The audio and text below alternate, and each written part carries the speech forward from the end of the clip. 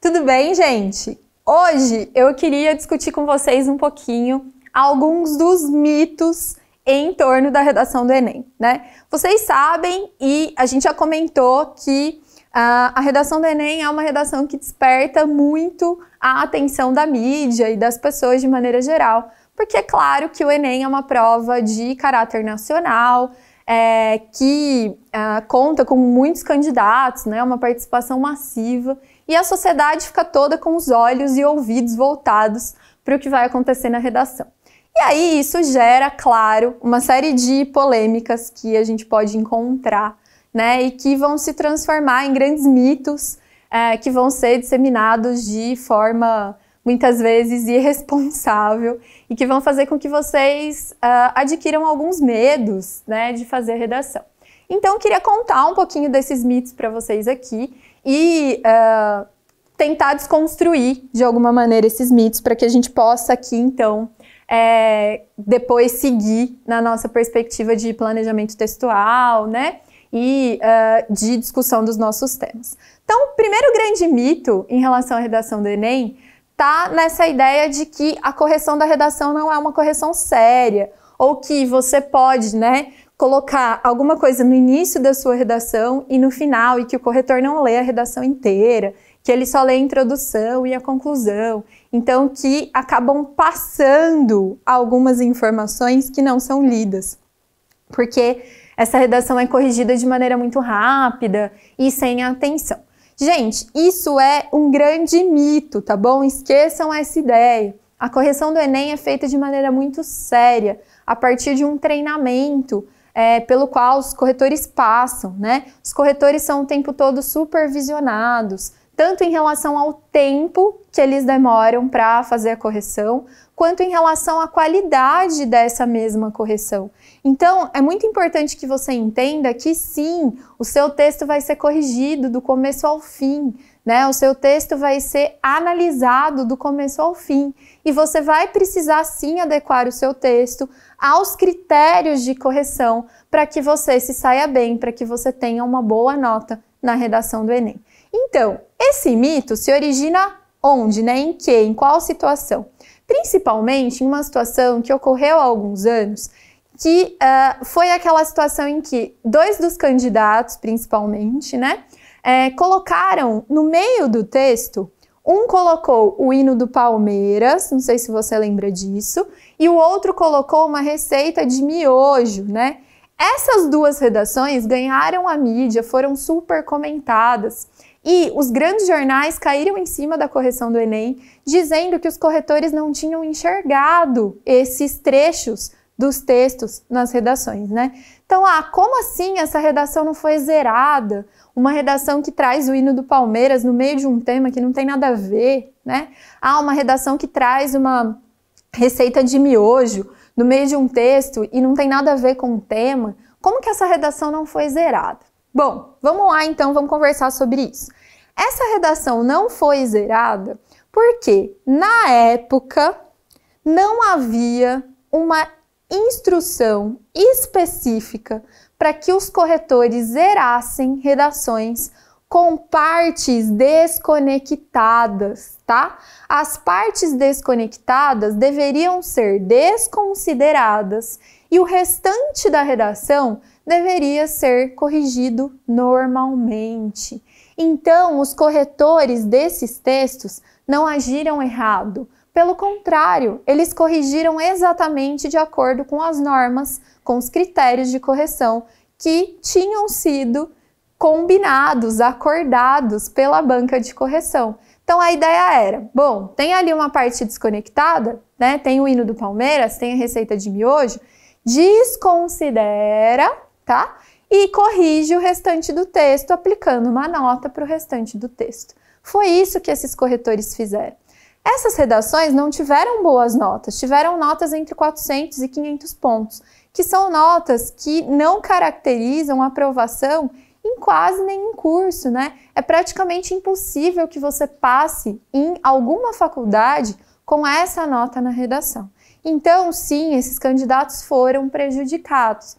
Mas Mari, e aí, né? E agora? Agora eu poderia fazer a mesma coisa e eu tiraria ainda assim 400, 500 pontos? Não, isso já mudou, né? Justamente por causa dessa situação específica, a banca do Enem fez uma revisão dos critérios de correção e hoje existe um critério que zera a sua redação por parte desconectada. Então, a primeira coisa que o seu corretor vai olhar no seu texto é se existe ali alguma parte desconectada, se existe ali um trecho de uma música, se existe ali uma oração, se existe ali um hino, se existe ali uma receita que não tem nada a ver com o restante do seu texto. Se isso acontecer, a sua redação vai ser zerada, tá bom? Você vai tirar 0 e o critério é porque há ali uma parte desconectada, sim? Então, tirem da cabeça essa ideia de que o corretor não vai ler a redação de vocês inteira, né? Desfaçam e desconstruam esse mito que está baseado aí num acontecimento de alguns anos atrás já e que já foi revisto pela banca, né? Esse critério já foi repensado.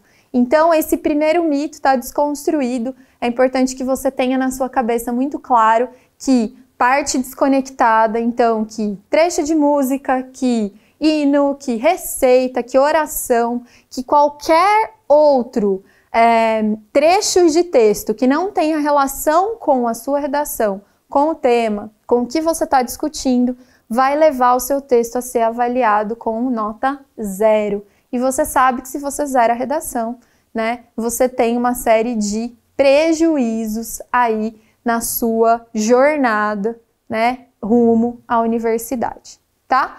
Segundo mito, gente, que eu acho importante, então, destacar com vocês, é essa ideia que todo mundo fala, né? Ah, eu não posso falar mal do governo na prova do Enem, né, na redação do Enem. Por que eu não posso falar mal do governo? Ah, porque é uma prova do governo, né? O Enem é o Exame Nacional do Ensino Médio, que é aplicado por um órgão do governo federal, né? Então, eu vou falar mal do governo federal? Eu posso fazer uma crítica ao governo na minha redação do Enem? Se eu fizer essa crítica, eu corro o risco de ser censurado, né? Ou seja, eu posso perder nota na minha redação por ter feito uma crítica ao governo? Então, vamos lá desconstruir esse mito também. Gente, importante que você não fale mal de governantes, tá? E isso é para todos os processos seletivos que você for prestar. Então, você pode fazer críticas ao governo em si. Então, você pode dizer, por exemplo, num tema relacionado a saneamento básico, que o Estado não está cumprindo a sua função de oferecer saneamento básico para todas as pessoas, sendo que isso é um direito constitucional, que está lá no artigo 6º da Constituição. Você pode dizer que o governo não está fazendo a sua parte em oferecer saúde de qualidade para todas as pessoas, porque isso é um elemento, né, um direito que está lá na Constituição. Essa é uma crítica que você pode fazer e você pode, inclusive, embasar essa sua crítica em dados estatísticos, em notícias. A proposta de redação do Enem normalmente traz para você uma série de dados, né? Traz textos de apoio e nesses textos de apoio há dados sobre essa questão. Então, se a gente pensa no tema da democratização do acesso ao cinema no Brasil, né? Quando a gente olha os dados, o que a gente vai ver? Que muitas cidades não têm cinema, né? Que muitas cidades não contam com essa estrutura de manutenção da cultura audiovisual. Isso pode derivar em uma crítica às prefeituras, isso pode derivar em uma crítica ao governo federal que não investe em cultura no Brasil? É claro que pode, gente. Então esqueçam isso, que vocês não podem fazer críticas à gestão pública. Vocês podem, tá? O cuidado que vocês têm que ter, então, é para não fazerem críticas nominais, tá? Então, cuidado para não dizer, porque o Lula não fez isso, a Dilma não fez isso, O Bolsonaro não fez isso, né? A gente não vai colocar o nome do governante, a gente não vai fazer uma crítica à pessoa, tá? Nós vamos fazer uma crítica à gestão pública de maneira geral, porque, inclusive, esses temas que caem no Enem vão derivar, né, em problemas sociais que, em geral, são problemas a longo prazo. Então, não são problemas que aparecem em um único governo. Pode ser que eles se agravem, né? Pode ser que eles ganhem uma roupagem pior, mas não que eles não acontecessem em outros governos, porque, em geral, são problemas de longo prazo, né? São problemas que vêm se construindo aí há muito tempo no nosso país, tá bom? Então, pensem nisso. Eu posso fazer críticas ao governo? Sim. Eu posso fazer críticas à gestão pública? Sim. Eu não posso fazer críticas nominais, tá bom? Cuidado com o uso de nomes. Vamos pensar em criticar gestão e não criticar os governantes em si, tá bom? E para isso, basear as nossas críticas em dados, em notícias, em textos, né, de apoio que nos tragam de fato uma base concreta para fazer essas críticas, né? Eu não vou fazer críticas sem nenhum dado de base. Então isso é bastante importante. Então, o primeiro mito, que a sua redação não é corrigida toda, né, que o corretor não olha o seu texto inteiro. Olha sim, a correção é feita de maneira muito séria e houve uma mudança na estruturação dessa questão da parte desconectada.